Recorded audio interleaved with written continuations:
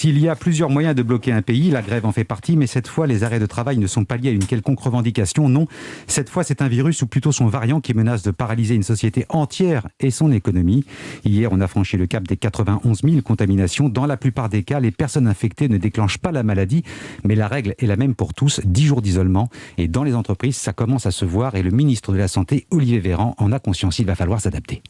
Nous devons éviter tout phénomène de paralysie dans le pays, vous l'aurez bien compris. C'est pour ça qu'il y a des cellules d'anticipation à tous les niveaux. Les règles évolueront probablement. Je ne peux pas vous donner encore avec certitude la façon, le nombre de jours d'isolement qui seront requis désormais, mais ça va évoluer évidemment.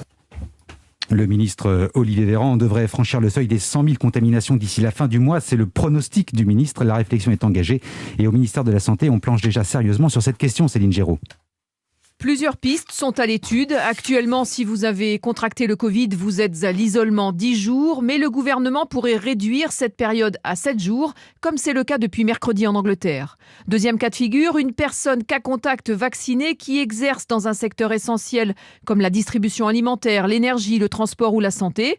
Si elle vit sous le même toit qu'une personne positive susceptible d'être atteinte du variant Omicron, eh bien la période d'isolement pourrait passer de 17 à 10 jours.